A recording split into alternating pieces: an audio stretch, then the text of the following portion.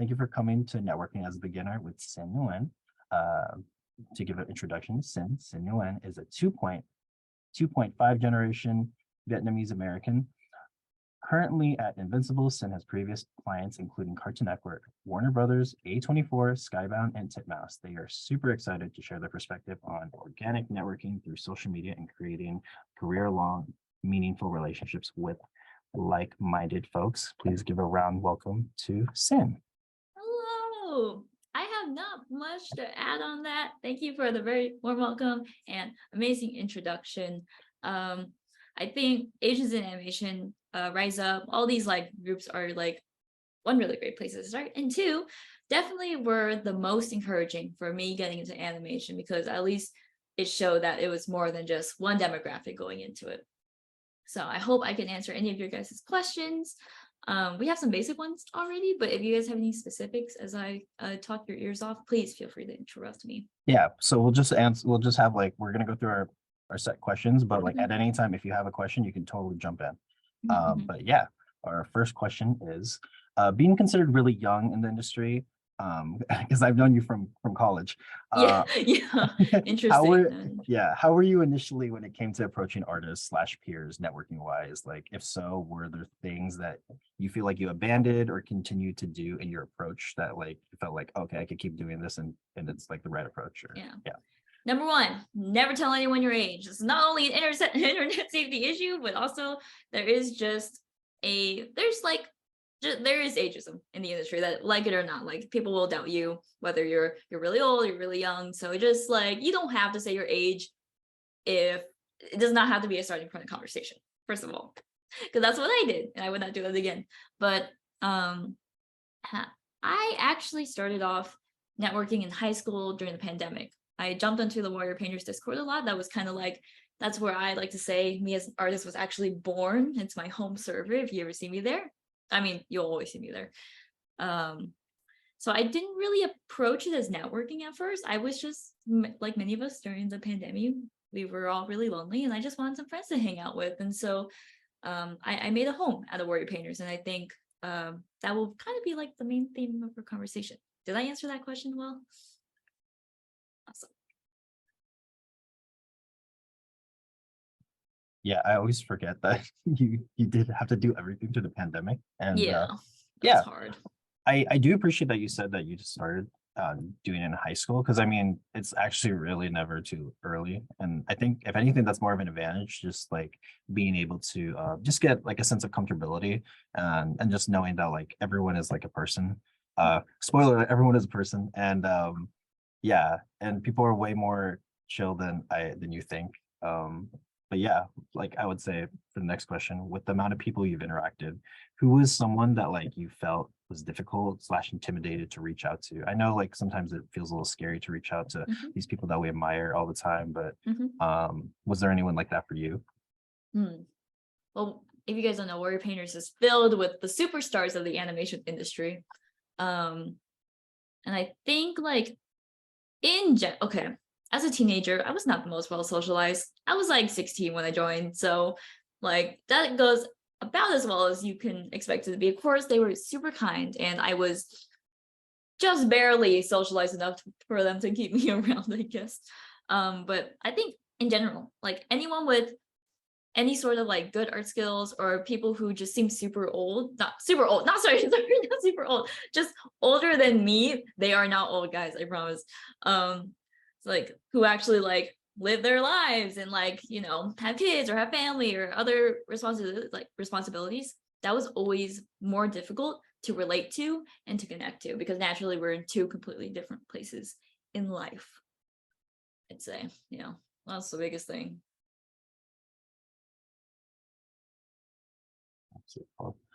Yeah, sometimes just reaching out to certain people is it's definitely scary. I've definitely had my fair share.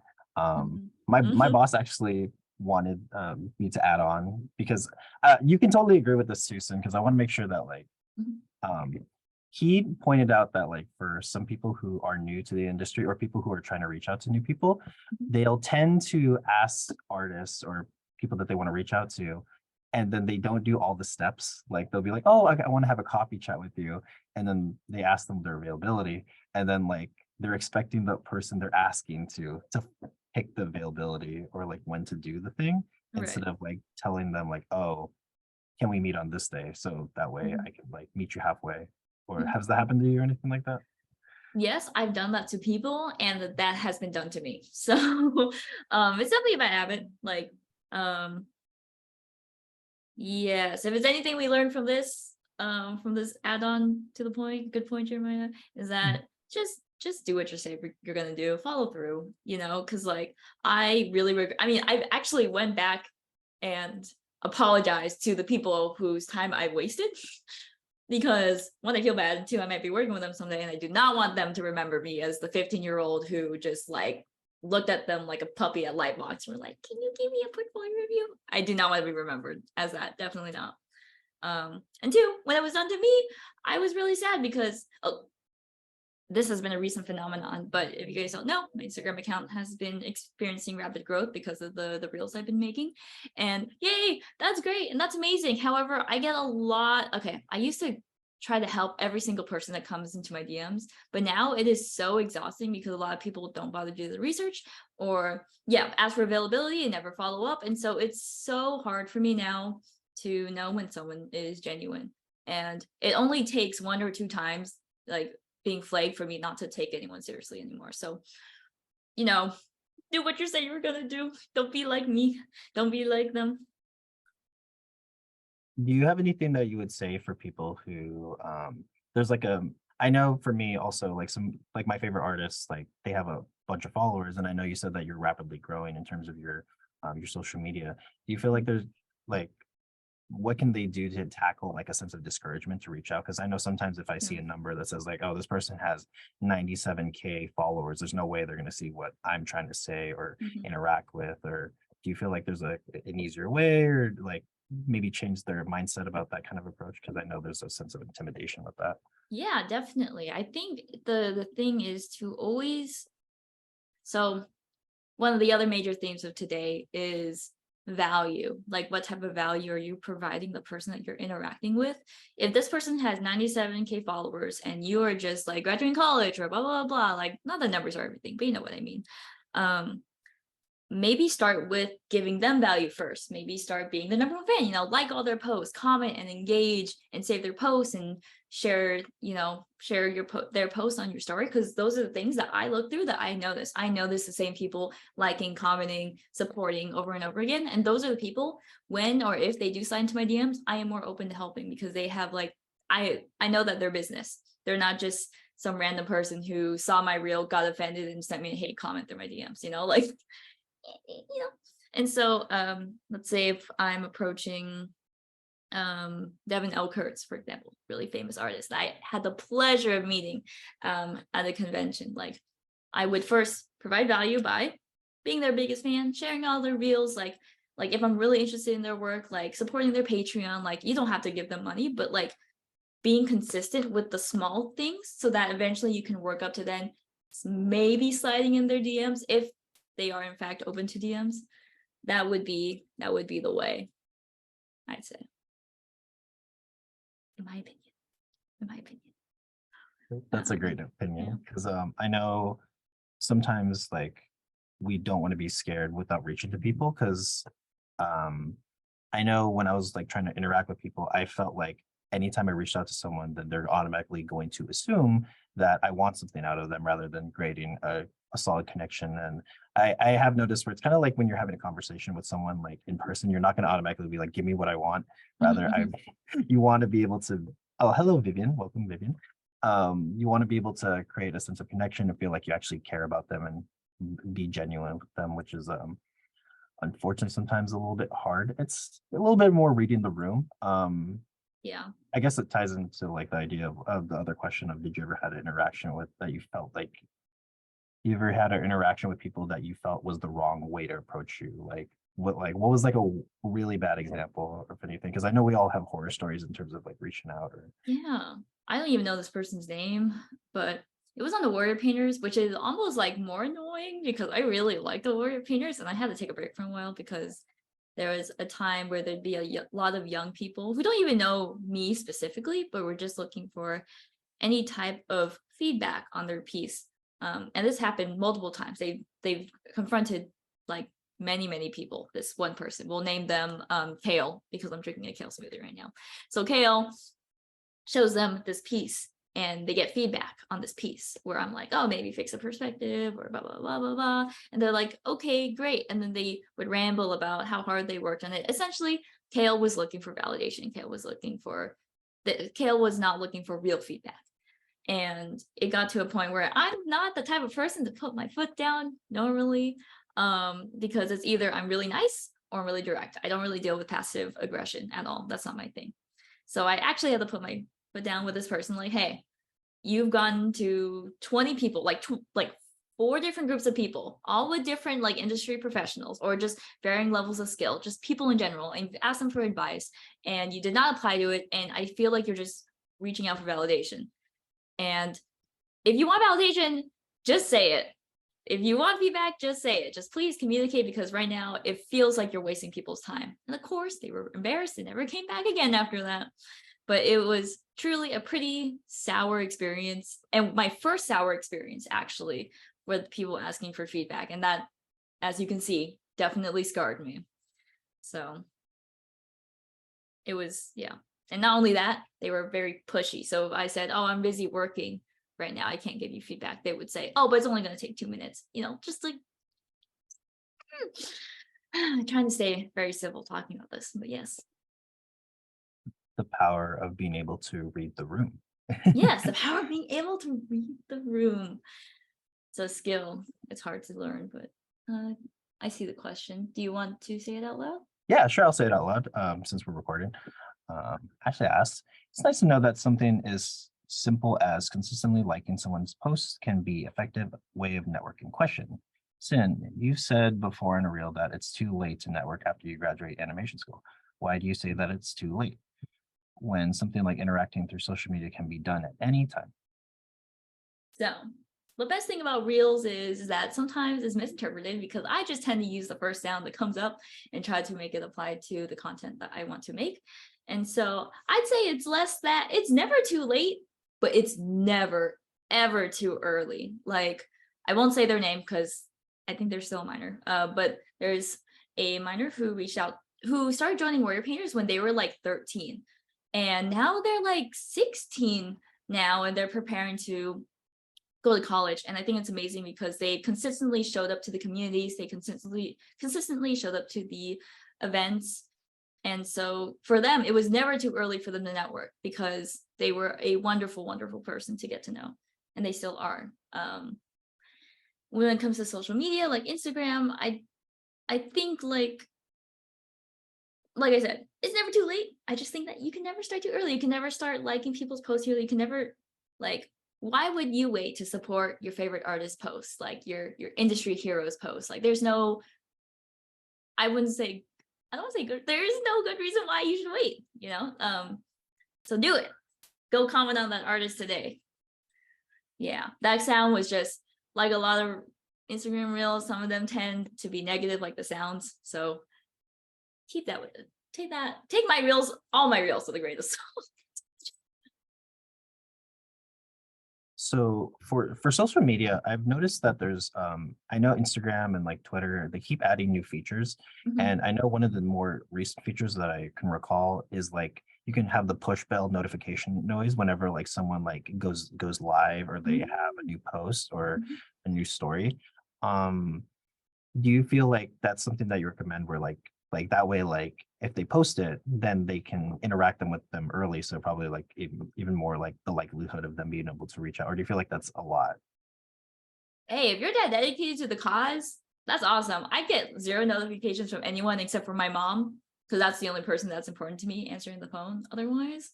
So for me, I just like to naturally come across people and comment on them. But if you have the dedication, you go for it. I don't think it's too much. I don't think so at all. Yeah, just don't be like stalkery about it. Don't be like, I haven't watched it, but like there's a series called You on Netflix. Don't be like that guy. Just be cool about it. Just be cool. I remember when it was a thing, when someone would post, especially on YouTube, they would just write first and nothing else. Oh my gosh. Okay, well, that's yeah, that okay. If you're gonna comment first, make sure it's something of substance and not just first, because as like, okay, here's the deal. Why I say liking and commenting, especially commenting and sharing, is valuable is that Instagram tracks how much content creators or just anyone interacts with other people. And I want to interact with comments and posts and hate in DMs, even if they're hate comments. But I want to interact with all of it because, like it or not, all publicity is good publicity. However, when someone comments first, or if there's a bot that says DM it to this account, it is very hard to find something to say because the other person has not actually started the conversation. You know what I mean? Before we get to the next question, I just want to reiterate again, if anyone feel free to like write a question in the chat or feel free to raise your hand. Send a super chill, so you can totally ask them anything. Well, I mean, related to like to the topic in general, but you're honestly allowed to ask as much as you want. If like no one talks, so I can just keep asking questions, but like you shouldn't feel like there's a limit on like how much, yeah, as many as you want, literally. Yeah, we Yeah. have like the whole hour or how long Sin can give their time. Yeah. But yeah, if you have another question, Ashley, you can totally do it. Mhm. Yes. Oh, and if you guys follow me on social media, obviously with the whole Instagram thing, it's a little harder to parse through who's following me. So you can shoot me a DM that says like, "Hey, I went to your Asian animation talk." It would help me filter through that much faster, so I can follow you guys back. Go ahead, Ashley. Go ahead. So I'm very, very new to the industry in the sense that I'm not actually in it yet. So I'm trying to break in, and I've been wanting to send my art to artists that I know for a while. I just don't know how to start that conversation because it's not like we're very close friends or anything, and I don't want it to seem like I'm only contacting them to see my art. Like I don't want to badger them and be like, hey, look at my portfolio, give me feedback. Okay. So how would you what is an appropriate way to communicate that I want them to see my work and give feedback, but also that I'm in it for more than just validation? Like I want to build a relationship with this person, and that's why I would actually like you to see my portfolio, etc.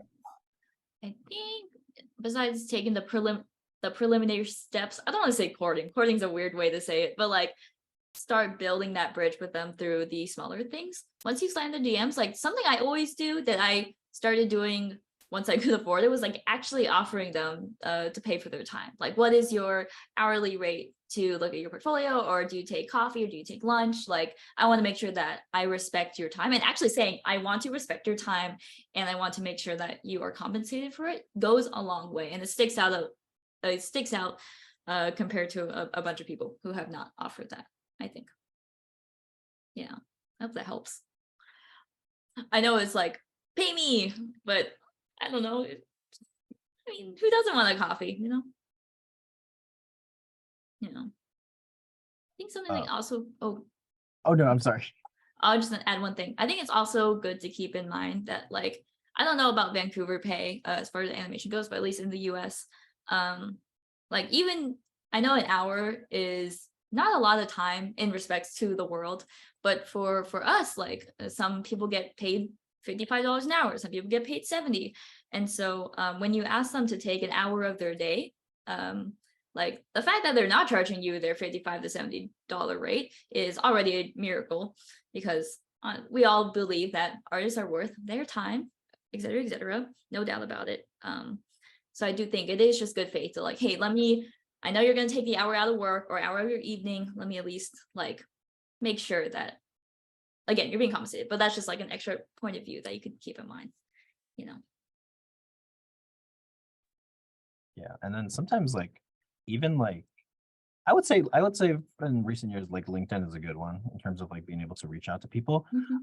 We do have an intern at the studio that I got to talk to, and he reached out to one of the recruiters. I think reaching out to recruiters and creating relationships with them is actually a really good idea. For him, he said that he reached out to a recruiter just to create a connection and said like, oh, I want to give you my resume. Oh, well, obviously he like established like more of like a relationship in terms of with them. Mhm. And she's like, yeah, I'll keep you on the back burner and in mind if I have anything.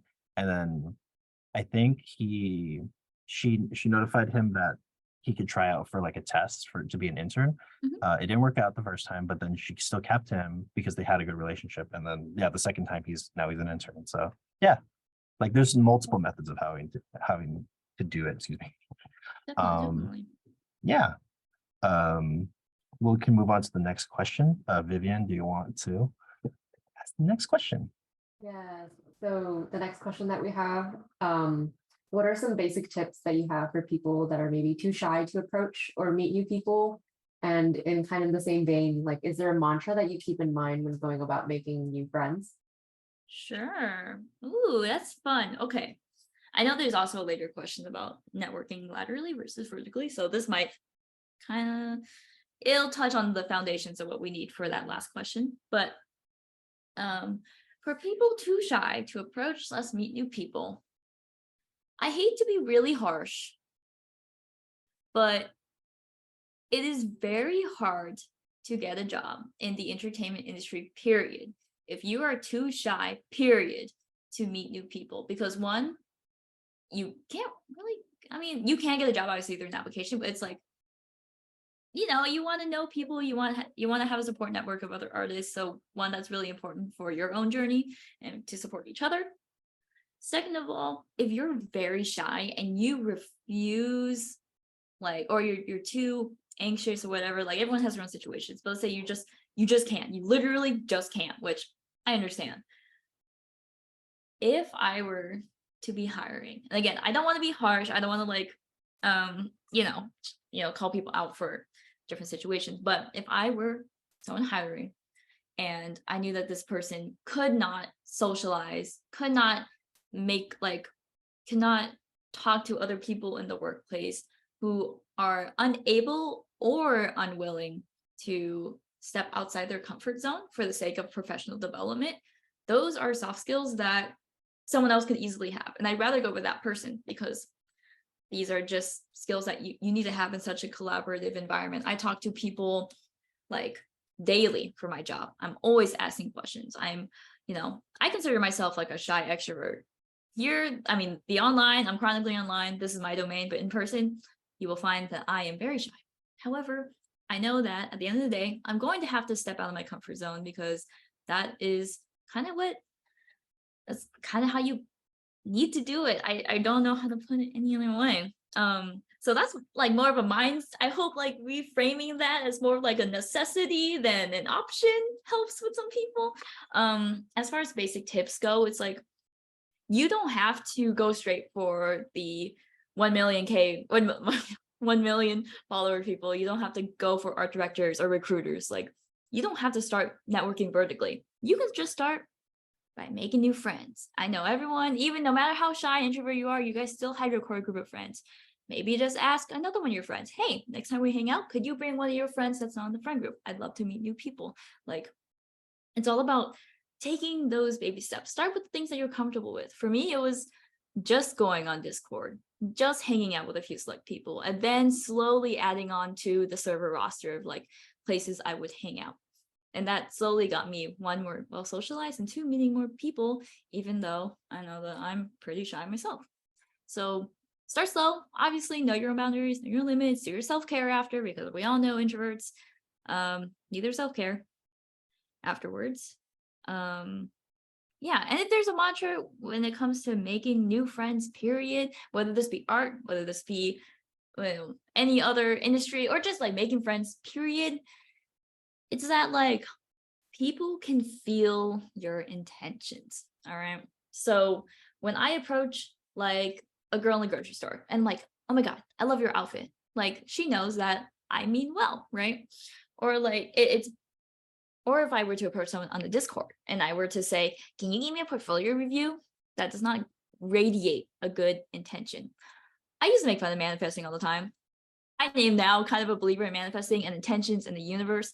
But when you give energy out that is giving, that is loving, that is positive, even if you are an introvert, you will receive that same energy back. It's just about actually putting the effort out there. So mantra, good intentions, good outcomes. Yes, hopefully most of the time. Solid answer. Thanks. Yeah. Moving on to some next questions. I'm not seeing any hands being raised. So like Jeremiah has been saying, if you have any questions, feel free to drop it in the chat or raise your hand if you have any like burning questions that come up. But otherwise, you're going through the list that we have. The next question that I have is, what are some no-nos in networking? You might have already touched on this earlier when I had just come in with the whole kind of like slimy portfolio review thing. And like tacking onto that, have you personally made similar mistakes or heard of like other encounters where someone did some sort of like networking taboo? Yeah, I think definitely don't harass your recruiters. I feel like I can't believe I have to say this out loud, but maybe don't outwardly talk. I can't cuss in this recording, can I? Just don't talk badly about recruiters behind their backs, because like people talk, like you would like, don't be like, of course, I'm not a fan of toxic positivity. If you have something to say, you can be constructive about it. You can be confrontational about it. That's fine. If you hate the upcoming Shrek 7 movie, you can say it. You can say it. Okay? But just know that there's people on Twitter who have probably worked on it, probably see your comments. And if you're talking badly about the recruiter, they will probably see that too. They will probably hear about it too. So just be nice, be constructive, and be nice. Those are the two things. Have I made similar mistakes? None of that. Never. One, because I don't really have a problem with anyone in particular in the industry, thank God, because everyone's pretty cool as far as I know, in my personal circles anyway. But I have done the kind of slimy portfolio review thing in person at Lightbox, the first one, which we're not going to talk about that. It was so cringe. I'm so sorry. I actually, like I said, I did go and personally apologize to all those people. But that and like kind of just, sliding into people's DMs without like any other warning beforehand, or like, just like, it's like we are all actively working on being less entitled. So try not to be less entitled, I will say, I think Vivian, I don't know if Vivian remembers, but just to give an example of like being mindful of like what you say when you're talking to other people. Me and Vivian had a teacher at our school who was saying that they were in a pitch meeting for a movie, and there was a bunch of people in the pitch meeting, and the person was pitching like, I think it was like a scarecrow movie, and they were saying in the pitch meeting to the executives and the producers like, oh, I'm gonna make a pitch for I'm gonna do a scarecrow movie, but it's not gonna be like the crappy scarecrow from the Batman Begins movie. And then the person immediately stopped them and was like, get out of the room. And they were like, well, I didn't say anything. And they're like, my husband helped work on the costume design for that, so get out. And you never know. And another example of a no that someone has brought up to me, it was I think they were talking about like you can never realize how bad, I'm trying to think of it. It's what you think you can do in terms of like trying to like network with someone. It can't be as bad as like this specific situation. I'm not going to say the studio or who it was, but a person who's like an intern, I believe, they went to a very, very popular and famous like artist. We all probably know who this is, but I don't want to say it. They took them into a room by themselves and then closed the door and locked it and tried to pitch to them like why they should work for them or why they should get hired, and they immediately were fired. So yeah, you can never, just don't network that badly. You can totally like anything that you feel like you're nervous about in terms of networking, it's probably not as bad as that. So yeah. Sorry, I went off on a tangent. No, can you even, I personally have never been blacklisted. I hope that I know of. But blacklists don't exist in the industry. It's just some people don't want to work with a lot of people. The industry is both humongous and small at the same time. So I hope that person learned from their errors of their ways and got hired somewhere else and learned their lesson. But Yeah, I think what's so crazy is that I'm giving advice to people who don't really need it, because I feel like a lot of you guys are already so kind, so nice, and you just need that extra push to like actually do it. It's the people who are extra pushy, who don't respect boundaries, who are just generally not good people, that I wish my words could penetrate their brains from millions of miles away, because oh my God, the things I'd pay for that to happen. Jeez. But anyway, yeah. I'll make sure, we'll make sure to answer the questions in order. Vivian can answer, say the first question, but to answer Ashley's last question, no, probably not. So yeah, you probably can't come back from that. So just don't do that. But yeah. I think Ashley asked a question earlier. yeah. Yeah. Ashley asked, how important is LinkedIn for breaking into the industry? Not at all, because that's not how I broke in. Not at all. But I think it's good. I mean, I have a goal of reaching 500 connections on LinkedIn by the end of the year. So if you guys want to help, my link tree is in the chat. If you guys want to help, we can all help each other. But I think LinkedIn, such an interesting place. It's kind of like professional Facebook nowadays. Where like there's a surprising mix of people who are informal, but it's mainly used for formal purposes, obviously. I think recruiters actually, this is kind of an unpopular opinion, in the art industry, I think it's actually more common to find more genuine recruiter connections through Instagram and Twitter than their LinkedIn. Because their LinkedIn, they're always going to get messages, requests. But also I haven't really tried to network with recruiters on LinkedIn, so I can't say. Obviously, I do all my networking on Instagram because I am a Zoomer. That is my domain. So you absolutely don't need it, but it can always help. It can't hurt you, right? Just like networking too early can't hurt you either. Unless you're that person who locked someone in the closet. That is terrifying. But yeah. Hope that helps. Thank you for everyone putting in questions. We had another one was, how did you get your first opportunity through networking? Ooh, okay. Okay, guys. Yes, this is my first. So I will say straight up, I'm a very privileged, lucky person. This is an exception, not the rule. So take my story with a huge grain of salt. Huge. First of all, it all starts when I was born. Just kidding. But I was born into the Warrior Painter server, right? That was my home. I was there for years. And then I hear whispers of Warrior Painters starting a school called Warrior Art Camp, through my 40 hours a week being on there. Literally, I was there like it was my job. And I slid into Kaylee's DMs, which is one of the founders of Warrior Art Camp and Warrior Painters. And I said, hey, I know I'm like 17, but I really would like to help out with this new school thing, because I genuinely wanted to help with the whole startup. I was like, these are my friends. This is my friend's school. I want to help. So I did that. I slid into the DMs and she was like, yeah, sure, we'll give you a shot. And so, spoiler alert, I made lots of mistakes during this time. Anyway, so the class that I camp helped for, totally volunteer, was not paid, was for Camp Arthur Loftus, which is the art director of Vox Machina. I don't work for Vox Machina, spoiler alert, this is not how you think it's going to go. And so I'm just minding my business. I'm TAing the class, and there's this student.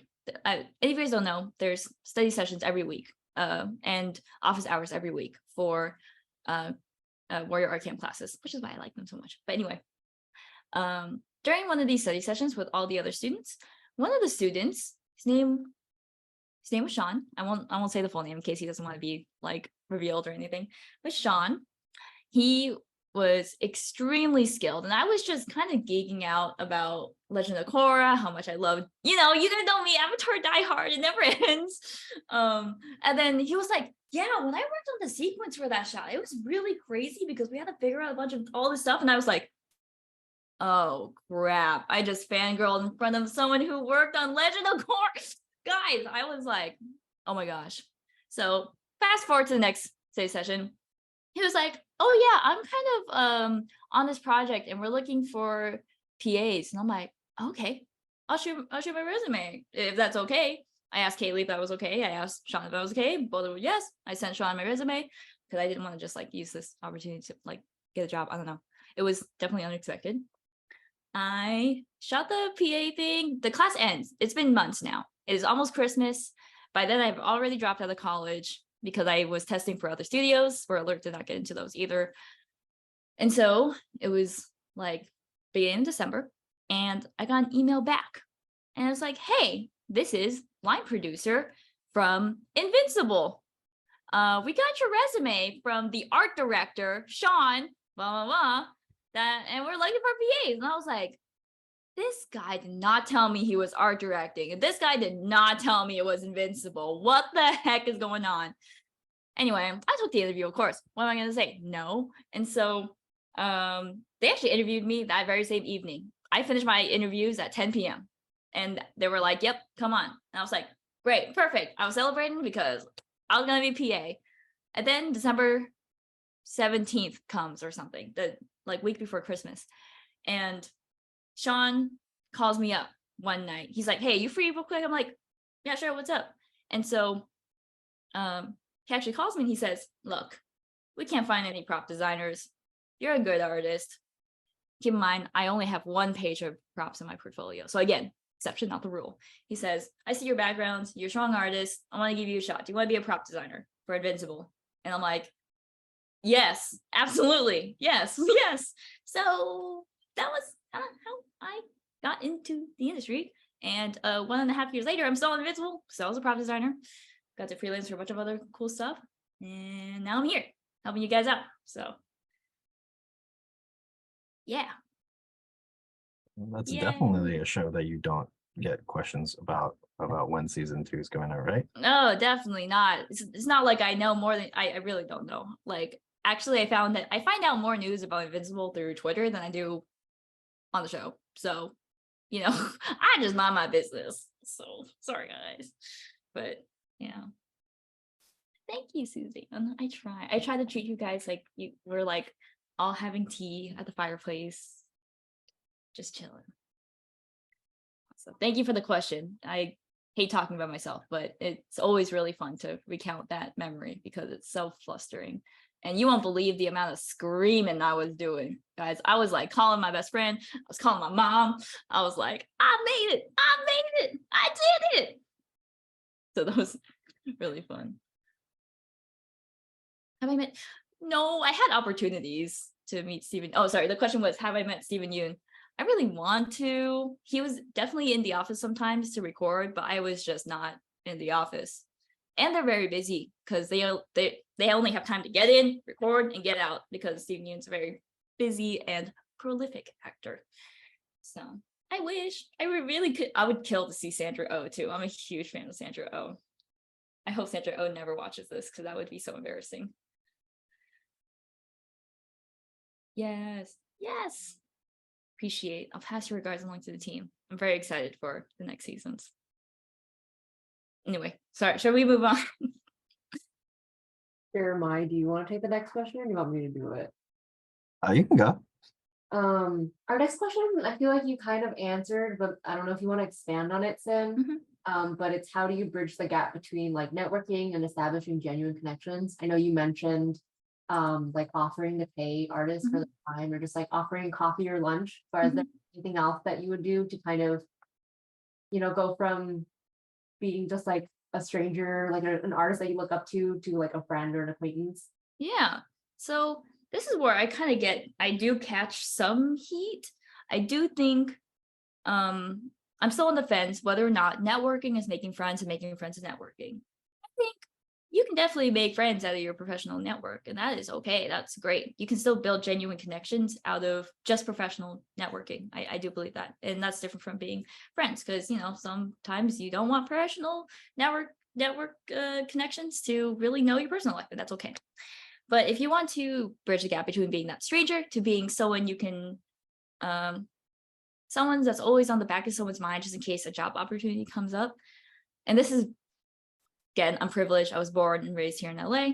So this is very location dependent, and I'm trying to give you guys original answers. Okay. So besides being on Discord, besides being chronically online, besides like building up that like connection through social networking, if you can, try to go to things like Lightbox, try to go to things like Warrior Painter meetups, try to go to like, yeah, try to do more meetups, try to like connect with even like your local artist community. If you're not in LA or America or at all, like there are so many more artists than you think there are, that like when you show up for these in-person events, because we are, you know, human beings, the internet wasn't a thing till like the 80s or something, right? When you know, go face to face, the assumption that you'd be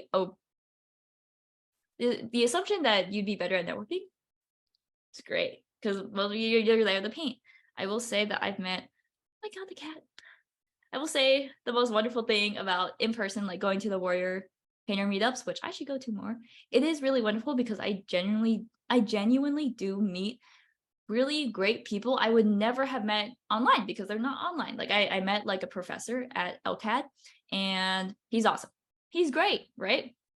So it's like the more, this is all about variety, right? So you don't want to put all your skill points in Discord, right? You can start that way, but as you level up, like, you know, try going to those in-person events, or like, you know, mix around the thing. Like I know a lot of people like to max out one skill tree. No, we need to be a generalist in this regard. Yes. It's the one time I recommend it.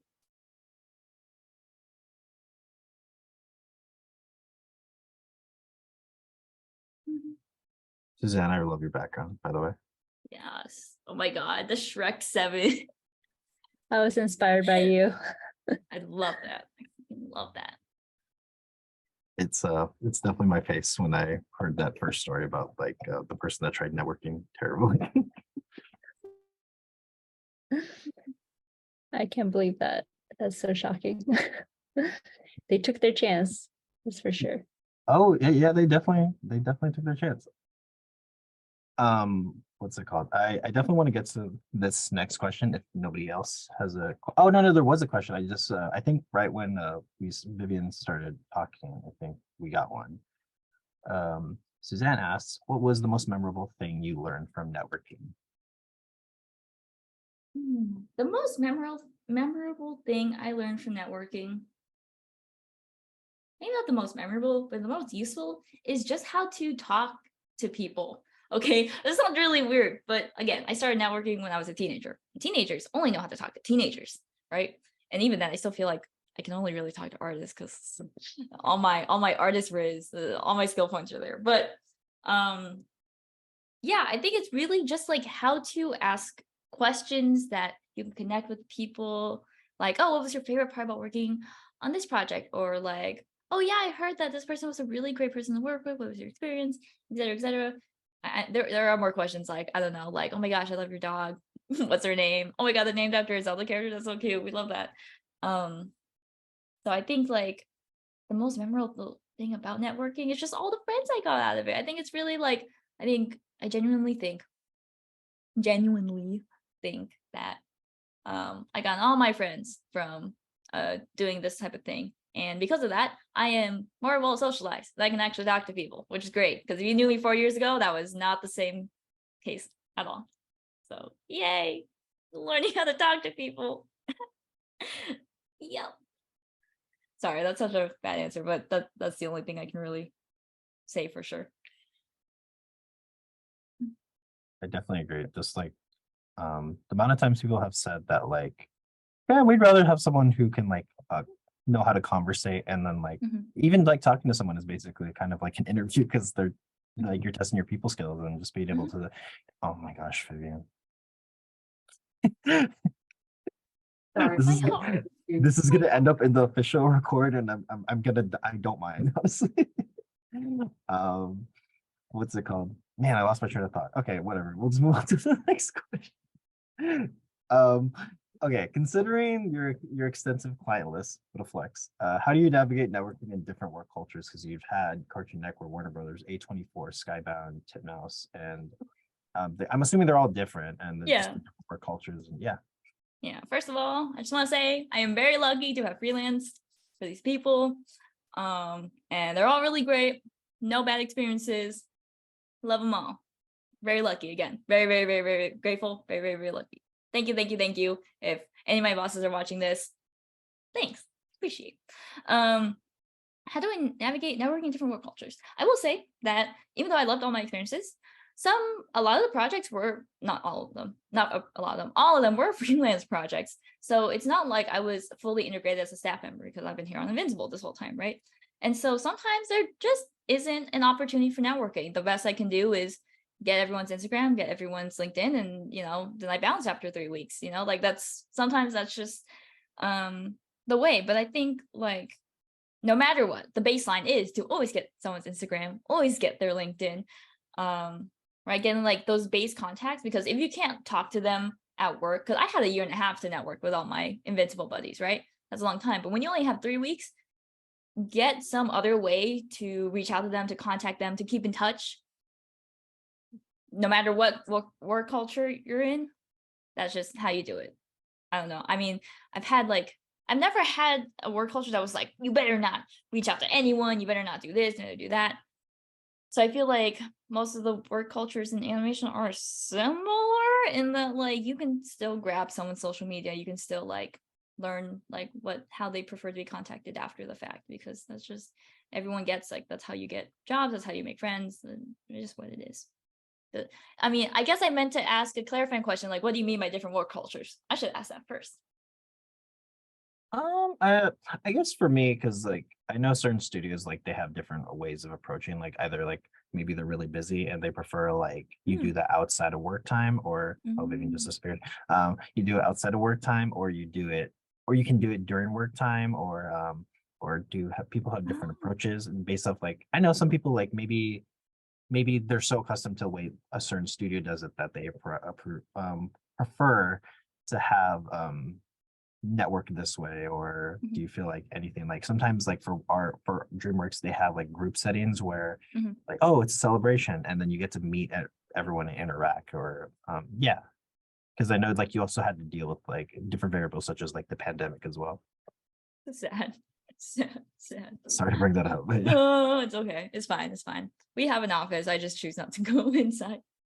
Anyway, yeah, so different work cultures. Yeah, that's actually is a good point, because it will depend on whether you're staff, whether you're freelance, whether your production even has a studio. I've worked for productions that don't even have studios in real life, right?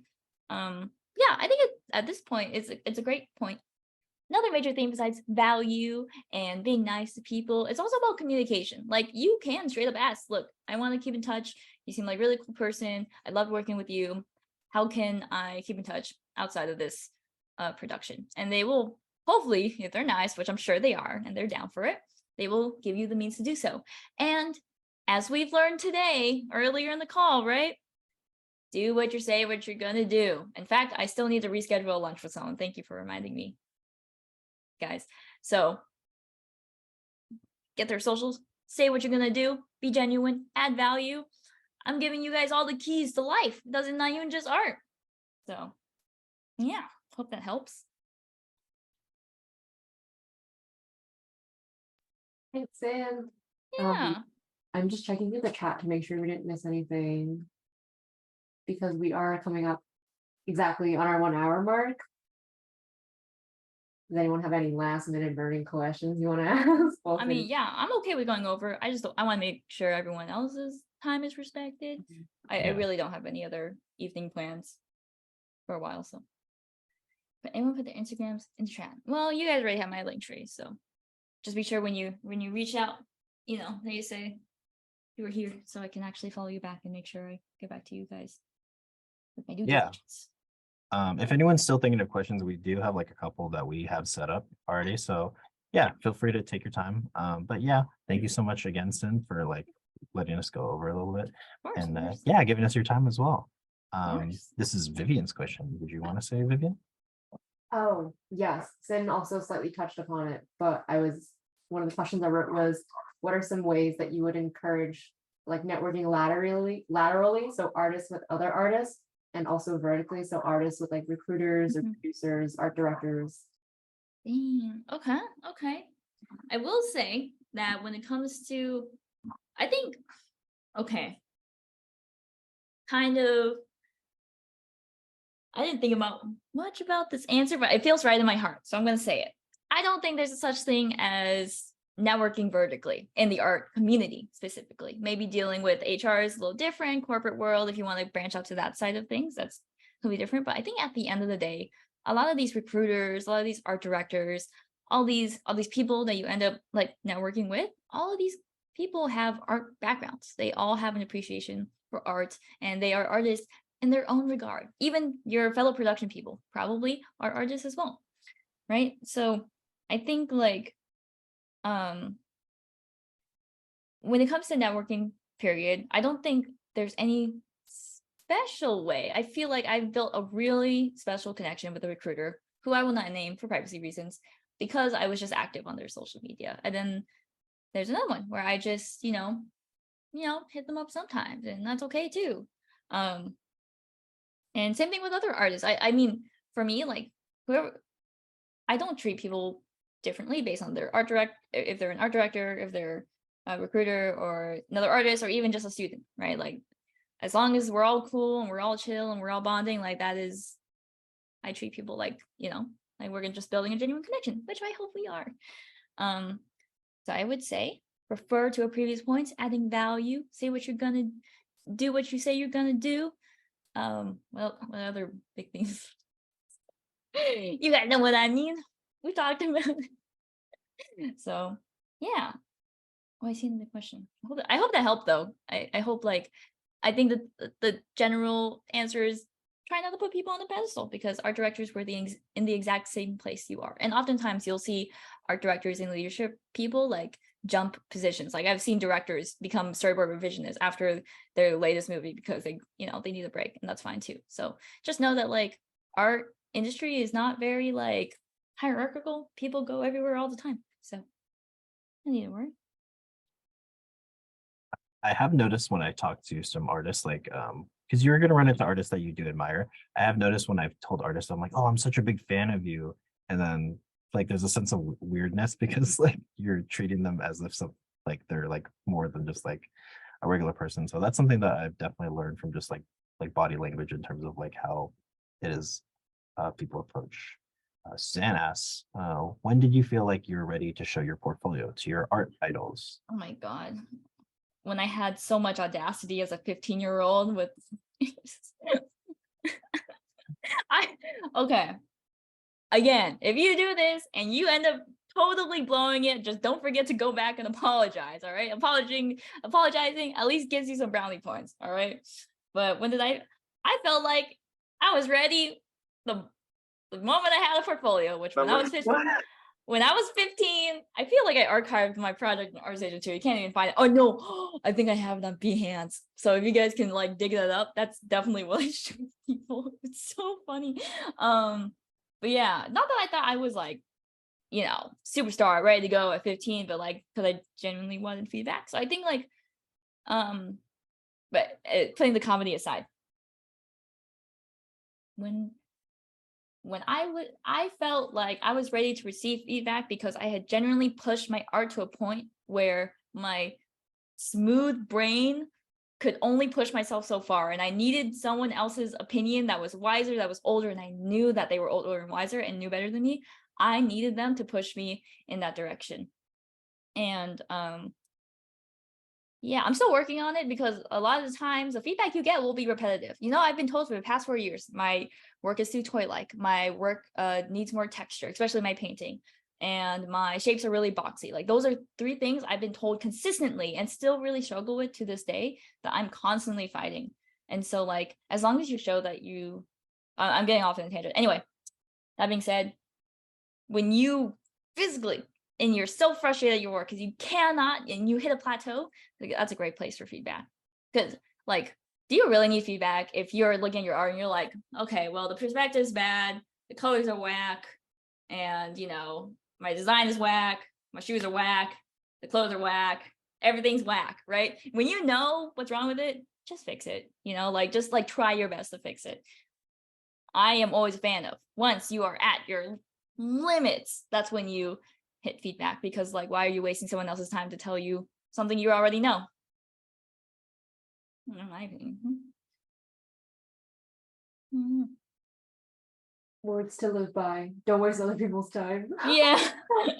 Because I bet when everyone breaks in too, because I know like, by the way, don't feel so weird about breaking in. There's so many people who are still looking for work and have to break in a second, third, fourth time. Like it's just the state of the industry. So don't feel bad you haven't had your break in yet. It's just animation cyclical like that. Anyway, what was I saying about breaking in? Don't feel weird about it. What was I saying? Never mind. I get too excited. You guys can tell talking about this stuff. So yeah, I hope you guys have more questions though, because I know y'all have questions. I know y'all just shy. Come on, Yeah, guys. feel free to ask anything. I keep saying anything, but I do mean just like related to this topic because I'm very scared that's been. Yeah. Oh my gosh. Oh, we have a question. There you go. Yes. Hi there. Hi. I was wondering if you just have any maybe general advice for networking at those in-person events, like the one I've been going to for the past couple years trying to break in Mhm. is CTN. I live in Orlando, so Okay. CTN is kind of like my chance to get out there, go to LA and like meet all the people. I know a lot of times like they got representatives from studios and other organizations there tabling. And do you have just any advice for approaching that part of that? Because I feel like whenever I go up to those tables to talk to those people, or if I see like Aaron Blaze at a table, I'm like, Yeah. I want to talk to this guy. I want to like make a genuine connection with him. But like, I just, then there's that other part of my brain that's like, they just like you're just another guy at the table, like they're gonna be like next. Is there like do you have any just general advice for approaching those kind of situations? Sure. I think first of all, how do I pronounce your name? Rafi, or just Rafi. Raf. Or just Raf? Okay. Well, Raf, thank you so much for the question. Really good one, because I think it's always really challenging for people who are not in LA to do these things.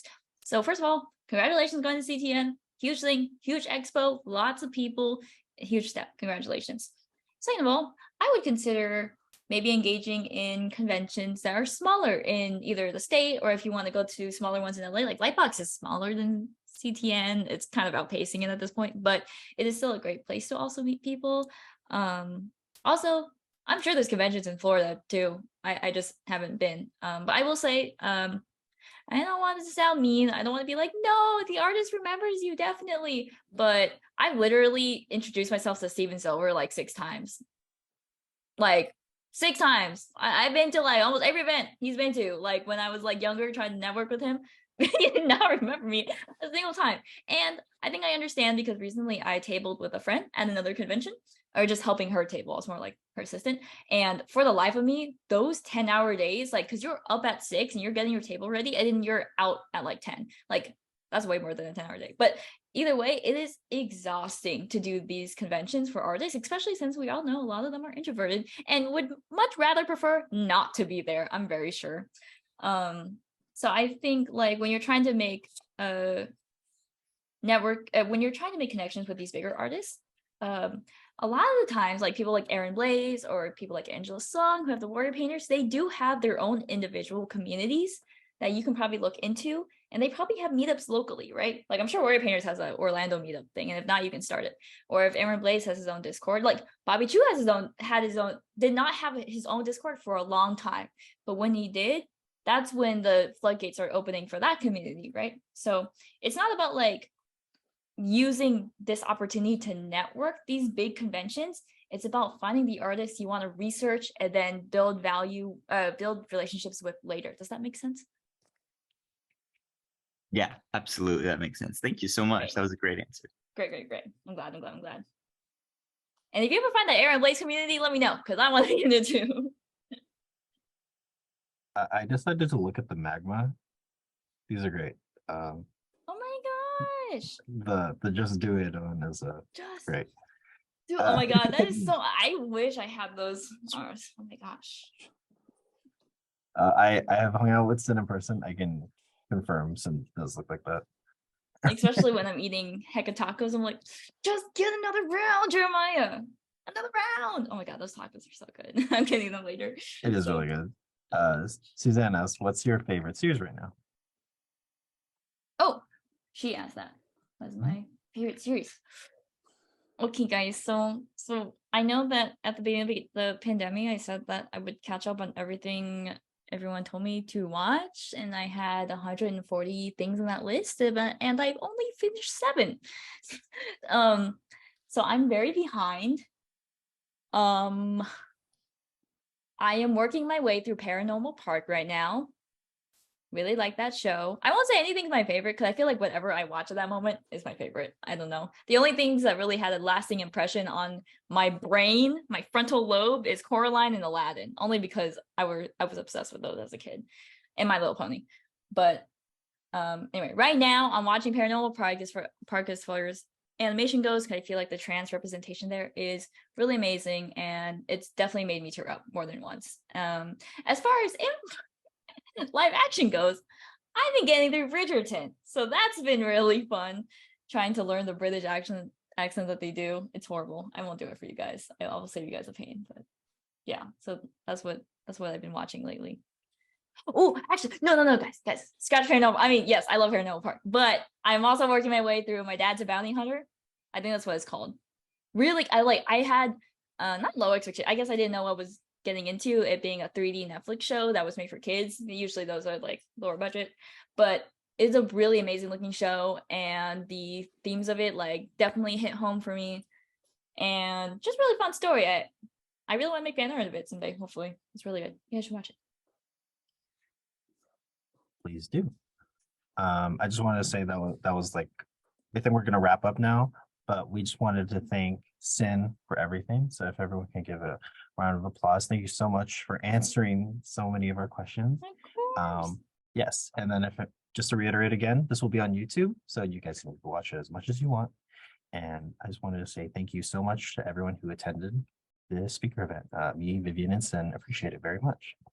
Nice. Yeah. Thank you guys. And again, if you guys end up reaching out to me on any like social media platform, Instagram's best because I'm most active on that. Just be sure to shoot me a DM so I'm able to find you guys and follow you guys back. Thanks. Yeah, and I'll make sure to put Sin's social media again in the animations general chat for you. Heck yeah. Yeah. Thank you so much for coming. course. Make sure you guys eat if you haven't, hydrate, all that. Hydrate. Yeah. Stretch. Have a We don't want great- any more shrimps. All right. We're full up on shrimps. Have a good rest of your day or night wherever you're all located. Yeah, have a great weekend. I know it's being like a holiday weekend. Oh, yeah. Yeah. Bye guys. Thank you. Bye.